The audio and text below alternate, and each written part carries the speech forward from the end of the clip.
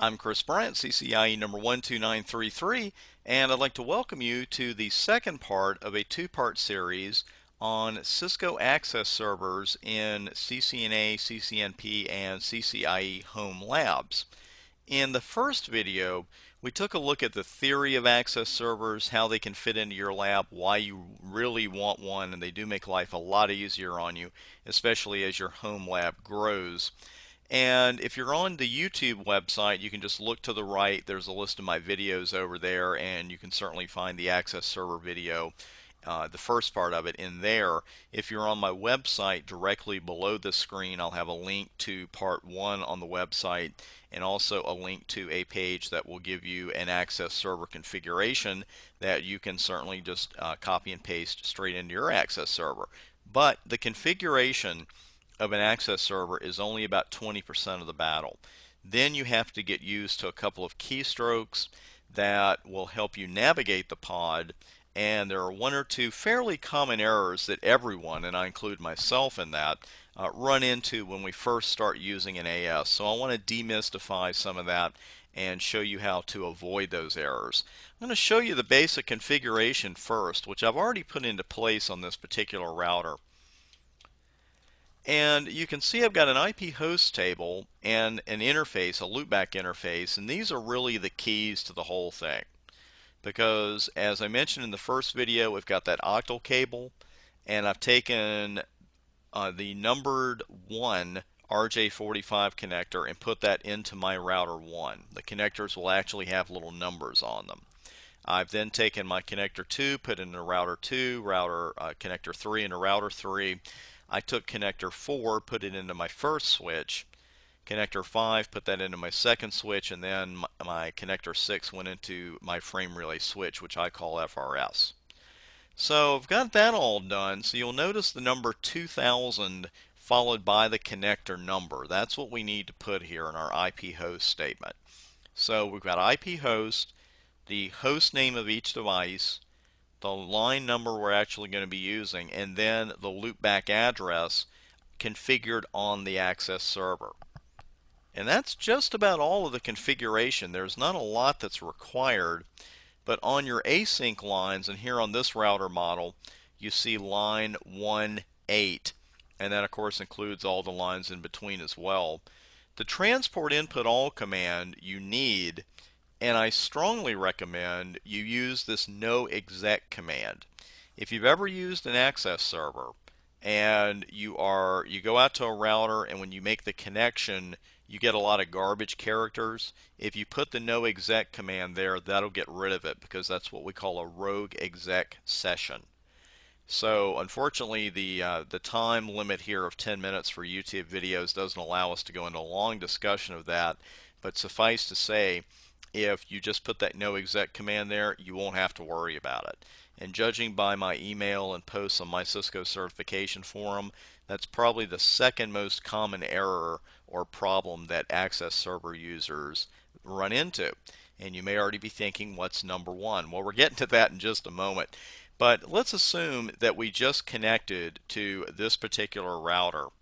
And what we're going to do now is clear the lines. Whenever I connect to an access server, I like to clear my lines, and you just do it like this, clear line. And the way I like to do it, or you can just use the connection number there, the line number, and hit the enter key to confirm. I'll just hit the up arrow to repeat that. And I'm going to clear all 6. We're not going to use all 6, but this is just something I recommend my students do when they connect to my remote pods. Now I want to open connections to my 3 routers.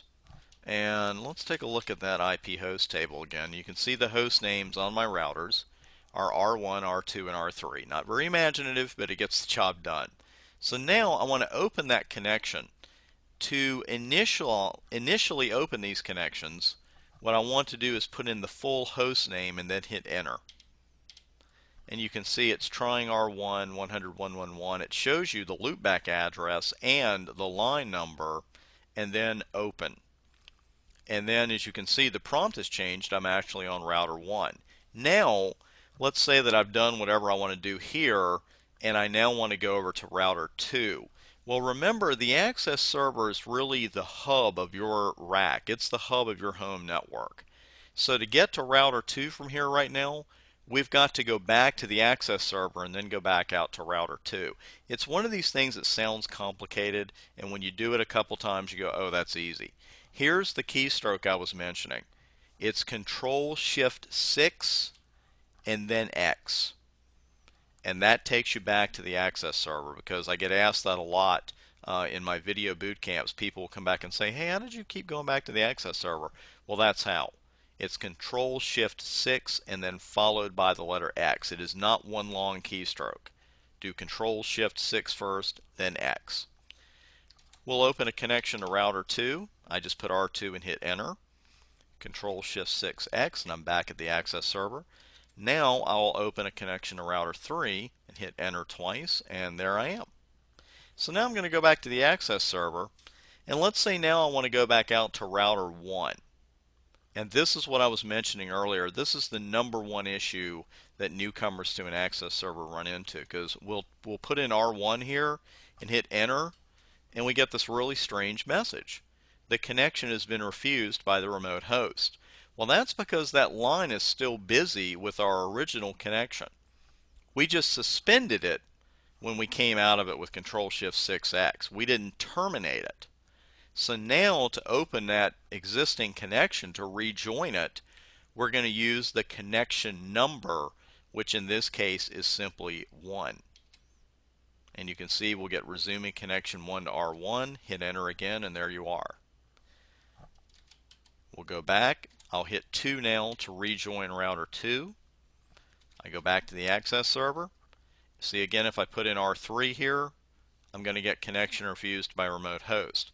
But if I put the connection number in to rejoin it, then I'm back in. And I can hear a lot of you saying, oh, because believe me, don't feel badly about that. We all run into that. That's the number one thing about an access server, is just getting used to the fact that when you first open the connections, you want to use the host name, but then to rejoin them after you've opened them, you just want to use the connection number. Again, this is the kind of thing that it sounds complicated at first, but that's why I love it when people make the investment in their home equipment, or at least they rent remote pods, because that's the little kind of thing that you learn that a book just can't teach you. Once you start going around the access server like that, you will be perfectly fine. You will not have a problem in the world. We'll go back to the access server, and that's really it for an access server configuration.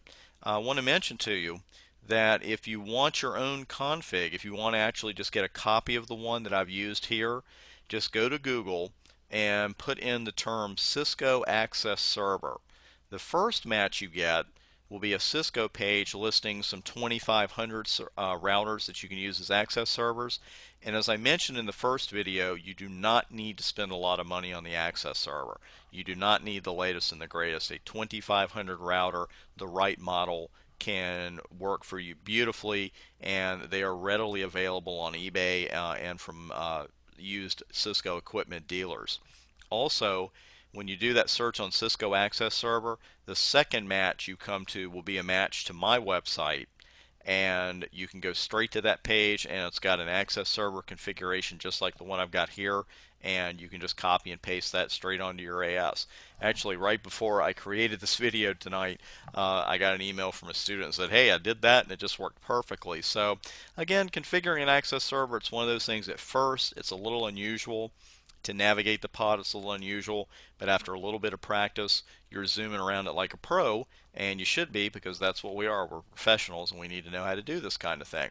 Thanks for taking the time to watch this particular video. I invite you to watch my other videos here on YouTube and at www.thebryantadvantage.com, where I've also got over 200 free Cisco tutorials on everything from Cisco CCNA practice exams to some videos to help you pass your CCNP exams. So come on out to the website. I look forward to seeing you there. I'm Chris Bryant, CCIE, number 12933. Thanks for watching the video.